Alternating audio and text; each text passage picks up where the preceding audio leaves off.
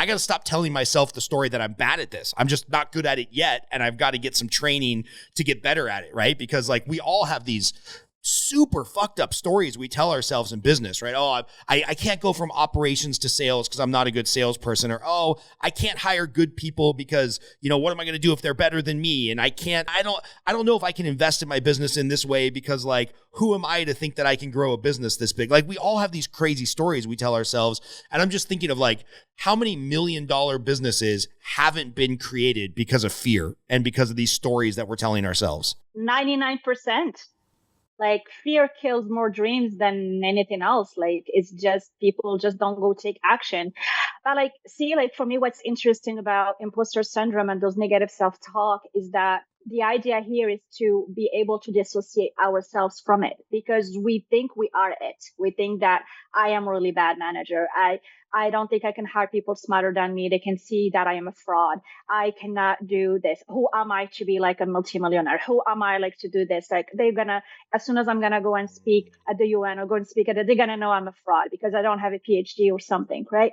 But what is interesting is like when we start talking about positive intelligence, right? And then with positive intelligence, you're able to identify your saboteurs. And so the way it's done with more like positive intelligence, like you have 10 different type of saboteurs, and you just need to understand which one are running you right now.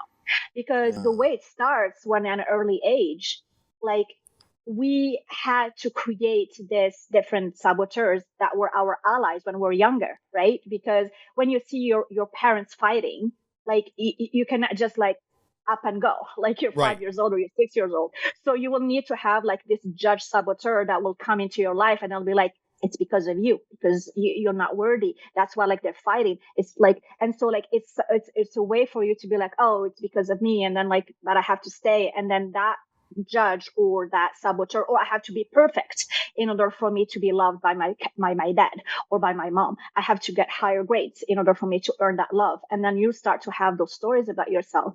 But what's interesting is that when you start working with a coach or we start doing the own like self-awareness work, which sometimes it's hard because you can see it until a certain level, but you cannot see your own nose. That's why you need a coach. That's why you need someone else that can like help you mirror back to you either your greatness or also your shortcomings and patterns, because you cannot see them until they happen for years and years to come.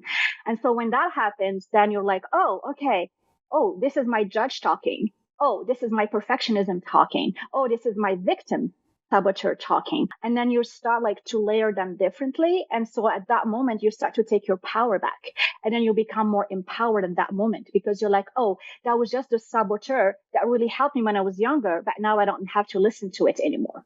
Right. And so when you start to dissociating yourself from your self-talk, that is not you. And that's what we say most of the time. Just let your thought just go as clouds, like, and don't define yourself with them, because most of the time it's not you.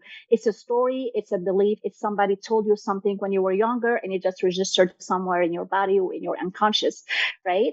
And so those are the things that I see like happening over and over again. And it will like with leaders, and even like whether they are successful or they are struggling, it's always like them defining themselves as their own saboteurs. Like exactly what you said, I am not good enough, I cannot do this, I cannot do that. But like turning it back into who is talking right now, right? Like me right now, I have my saboteurs and I give them names, right? So I have names for each one. So I'll be like, hey, I've got way more than 10. I don't know if I can remember that many names. But you will know who are your top 3 that are like hurting you the most, right? Right. So what does Tina do to you? You named your saboteur Tina. How does Tina try to sabotage you? So I have Tiffany, Tina, and Tamil. So Tamil is the judge. And it's so interesting. When I was doing a visualization, it shows up like this very old lady woman, like living in the mountains of Morocco. And she's against women to be empowered. Women are supposed to be in the kitchen and should be cooking and should have kids and should never like put their eyes up looking at a man. And like, and I never met this time. I don't know who she is, but that's the judge that shows up. And so most of the time we're like, oh my God, like you're over 40, you're not even married, you don't even have kids. Like, I'm like, whoa, Tamush, we're not talking, like you don't have a voice here, right? Yeah. And then I have Tina. Tina is the victim, right? because I lived like in a country or in a system that like, oh, like women, you have to be a victim and men are the powerful men and stuff. And so as soon as like the little victims start showing up, oh, why me or why this happened again or again, it's like, oh, Tina, it's okay. That's business. That's life. We're going to keep going. We're not going to still mellowing down on this. Right. Yeah. And then I have Tiffany. And Tiffany, she's the perfectionist where everything needs to be perfect, needs to be pretty and things like that. I'll be working like on a freebie for like 6 or 7 hours. And I'll be like, no, I think after 2 or 3 hours, I think we're good. Like we can launch this. Right. And so starting to naming them like helps me have more self-compassion towards myself as a leader, and also show up in all of my colors, right? They are still part of me. They are still me, right? And so that's what makes me unique and that's what makes me different. And so with my clients, we start to identify these saboteurs and give them a name. And then when they start talking to me, I'll be like, ooh, Patrick just showed up. Ooh, Diana just showed up, right? And then they're like, what? Like, because it's so ingrained that you don't even realize when you are having that doubt and that self-talk that it's like one of your saboteurs taking over, right? And it's just about awareness. It's just about recognizing. That's why I said it's an inner game, because it's still like a game that you're playing either with yourself, with your saboteurs, with your stories, with your culture, like all the belief that happens to you. And then you start to get all these new different situations happening to you and how you can like get out of them, but still be authentically you and who you truly are. Because for me, like with all of this, everybody has this incredible potential of leadership and for creating a beautiful life for themselves. And it could be anything. It could be like, I just want to live in the mountains for the rest of my life and do whatever, or I want to be a multimillionaire and like have a CEO and have a big job.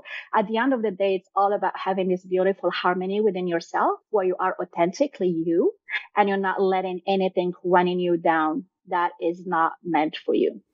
So I'm going to have Chris clip this 5-minute segment that ends with me giving you this idea. I just named one of my saboteurs. He's Mark the Market, because, when you work in finance, it's really easy to get in this victim mentality of like, oh, the market's working against me. Why are property values so high? Why are interest rates so high? Why doesn't this like realtor use me anymore? Oh, why can't I get this client to call me back? Oh, the market is so shitty. The market is tough. The market is this. It's very easy to go on CNBC right now or MSNBC or whatnot and find somebody talking poorly about the real estate market, right? Oh, it's so expensive. Affordability is never. Okay, well, I have two options. I can either change jobs, right, and find another source of income and then go find another saboteur to piss me off. Or I can just accept like, oh no, this is Mark, the market. And Mark is like talking shit to me about why I'm not going to be successful. And he's giving me excuses and he's giving me all kinds of like negative feedback. When the reality is, yeah, there's not going to be 5 million homes sold in America. There's only going to be 4 million homes sold in America. But how many of those homes do I need to actually have a really good living as a loan officer or a realtor, right? So I just named Mark the Market.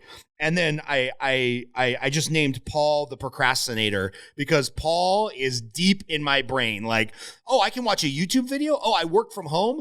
Right outside of the back of my sliding glass doors is the pool. I should go for a swim. I should be in better shape. And I just keep procrastinating on some of the stuff that I know I have to do. And then it's the end of the day and I want to take the kids to jiu-jitsu. And I'm like, okay, I got half an hour to get all the important stuff done. It's like, well, why did I do that at 8 a.m. instead of 4:30 p.m.? So I've got Mark the Market and Paul the Procrastinator. These are a couple of my saboteurs for sure.